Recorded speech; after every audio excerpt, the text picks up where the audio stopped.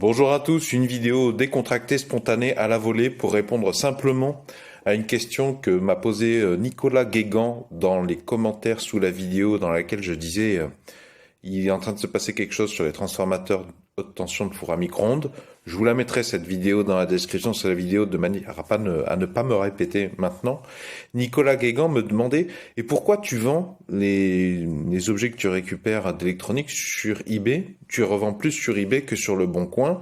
Tu pourrais faire une vidéo avantages-inconvénients des deux. Alors voilà, pour répondre à cette question, je me suis dit je vais faire une petite vidéo à la volée. Je vais pas traiter la question de manière exhaustive parce que à la volée comme ça, je vais oublier des éléments. D'ailleurs, les oublis, je les mettrai dans la description sous la vidéo.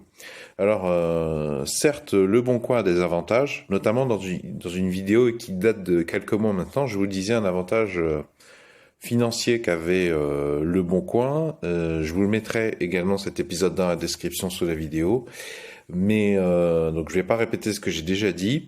Mais grosso modo, pourquoi je passe plus par eBay que sur le Bon Coin? Eh bien parce que sur le Bon Coin, tu te la fais mettre en fait par les gens en fait. Notamment parce que la grosse différence entre eBay et le Bon Coin, c'est que sur eBay, quand un acheteur, tu as un contact de sa part, c'est qu'il a déjà pris sa décision d'achat et qu'il a déjà acheté.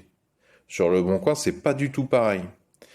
Or, une erreur que font les gens qui sont déjà dans les plus grosses galères financières, c'est qu'ils ont tendance à penser que c'est moins cher d'aller à Brico Dépôt acheter une paire de pinces, par exemple. Ils pensent que c'est moins cher de prendre leur voiture ou même le bus, d'aller à Brico Dépôt acheter une paire de pinces, que d'acheter sur Amazon. Alors, techniquement, ils ont un peu raison. Effectivement, sur Amazon, vu que c'est livraison incluse et que, bon, Brico Dépôt, ils ont une grosse surface et c'est les moins chers, on pourrait croire que c'est moins cher. En fait, non. Parce que si tu vas à Brico Dépôt acheter une paire de pinces, même d'autres trucs, tu vas dépenser le truc le plus cher, c'est ton temps. Parce que le temps que tu vas passer à aller chercher tes machins, c'est du temps que tu aurais pu passer faire quelque chose. À t'occuper d'un membre de ta famille, à vendre quelque chose, à réaliser une tâche rémunérée. Donc ce temps que tu vas passer pour aller faire une économie de quelques euros sur une paire de pinces, tu le perds. En plus, tu as la facture de carburant, si tu vas en voiture, plus le prorata d'une facture d'assurance, plus les risques d'accident de voiture ou de te prendre une amende. Bah, si tu prends le bus ou le tram, bah, tu as quand même le temps. Tu peux avoir le prix du billet du tram ou du bus, et même si le bus ou le tram est gratuit, bah, il y a l'exposition au risque de faire des mauvaises rencontres, même en pleine journée. Ça arrive. Pourquoi je disais ça? Oui, sur le Bon Coin, le problème c'est qu'il y a plein de gens qui posent des questions qui te font perdre du temps, parce que répondre à des questions, c'est pénible. En plus, il y en a, ils parlent pas très bien français. En plus, il y en a, ils parlent pas très bien français parce qu'ils ont un problème avec cette langue. Mais il y en a, ils parlent très mal français quand ils te contactent sur le Bon Coin par fainéantise. Donc, il faut décrypter leur machin. Donc, tu perds du temps, mais à chaque fois, tu vends pas forcément. Donc, en fait, c'est du temps perdu. Et ton temps, c'est la valeur la plus précieuse. Voilà. Donc, je ne compte plus le nombre de rendez-vous aussi également sur le Bon Coin où les gens ne viennent pas. Et en plus aussi, c'est qu'il y a la grosse différence sur eBay et le Bon Coin, c'est ton adresse.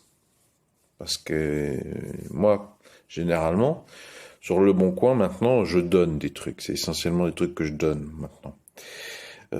Parce que comme ça, c'est local, quoi. Mais si la transaction se passe mal ou si tu tombes sur quelqu'un de bizarre, ça arrive, hein, ça m'est déjà arrivé de tomber sur des gens sur le Bon Coin très très suspects, hein, des gens peu recommandables. Hein. Ah oui, mais le problème c'est que tu les as rencontrés, ils ont ton numéro de téléphone, ils ont une idée de là où tu habites, et en plus moi, j'ai dans le panel de mes activités professionnelles, je suis youtubeur, donc il faut que je fasse doublement attention à mon adresse. Alors ça c'est peut-être un paramètre qui me concerne plus que les autres, mais je suis pas sûr. Hein. Par exemple, vous vous souvenez, dans un épisode précédent, j'avais trouvé à la poubelle une chaise haute pour bébé à la poubelle. Je l'ai ramenée chez moi, je l'ai nettoyée. Donc, je l'ai eu pour 0 €, entre guillemets. C'est pas vrai, parce que j'y ai passé du temps à la démonter, à la nettoyer. Et ben, je l'ai revendue, cette chaise longue. Je crois 15 €. C'était pour ma compagne qui a eu un bébé. Euh, mais imagine, enfin ce qu'il y a, c'est que tu prends un rendez-vous, si tu vis seul, encore, ça va. Mais si tu es avec d'autres personnes, le risque que tu prends en passant par le Bon Coin, bien sûr, la plupart des gens sont formidables, la plupart des Français sont formidables et gentils, mais même des fois, tu peux avoir des problèmes de communication, des parcours qui font que ça peut monter dans les tours, même si au début, tout le monde est gentil. Mais surtout, tu exposes ton adresse, ça veut dire que tu exposes les autres membres de ta famille. Voilà. Et puis sur le Bon Coin, enfin sur eBay aussi, il y a aussi les systèmes des notations. C'est-à-dire que le travail que tu as effectué en amont pour, enfin les commentaires positifs que tu as eus, ils sont mis en avant par eBay. Sur le Bon Coin, c'est une catastrophe. Et du coup, ton travail est mal respecté en tant que vendeur sur Le Bon Coin, parce que Le Bon Coin devrait mettre en avant toutes les fois où tu as fait une transaction et où ça s'est bien passé. eBay, je crois, sollicite plus les acheteurs qui oublient de mettre des commentaires, euh, de manière à ce que toi, le vendeur, même si tu es un particulier, tu as une boutique avec facilement visible des notations sur différents critères et puis tous les commentaires. Le Bon Coin ne fait pas ça, mais ça fait partie de ta capitalisation, tes commentaires précédents. Ça fait partie de ta capitalisation. Parce que plus tu as de commentaires, et plus ils sont sympas, ben, plus les gens t'achètent, quoi, ou plus leur barrière est diminuée. Il y a l'aspect preuve sociale. Bon, il a fait un certain nombre de ventes, donc a priori la probabilité qu'il soit malhonnête est plus basse. Voilà, c'est encourageant. Qu'est-ce que j'oublie?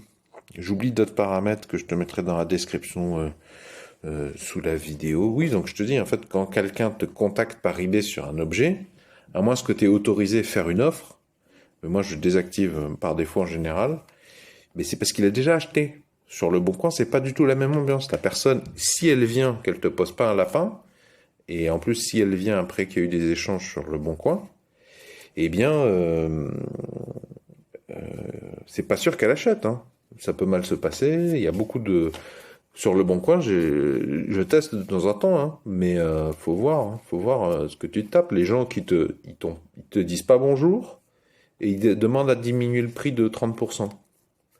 Moi, ces gens-là, j'ai envie de les tarter, hein. Donc pourquoi s'embêter avec le Bon Coin? Et puis le Bon Coin, il pourrait faire un petit effort. Il y a aussi que sur le Bon Coin, les gens lisent pas les annonces. En fait, ils redemandent par mail, enfin dans la messagerie, qui en plus la messagerie elle est pénible parce que le Bon Coin se met à censurer pour protéger. Oui, il y a une autre manière, c'est d'interdire les contacts totalement par le Bon Coin à la messagerie et d'obliger tout le monde à ce que toutes les informations techniques sur un produit soient sur la page de vente.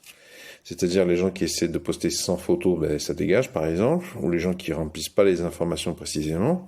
C'est ça qui est bien sur eBay, c'est que moi je fais le travail une fois, je fais mon annonce,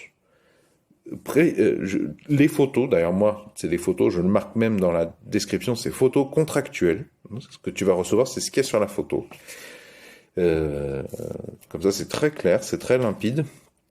L'acheteur peut pas dire oh, je savais pas. Il y a des photos en macro en haute définition et je donne toutes les informations une fois et sur eBay il n'y a pas de risque que quelqu'un me contacte pour me demander des informations que j'ai mis dans l'annonce. Ça c'est un problème récurrent sur le Bon Coin.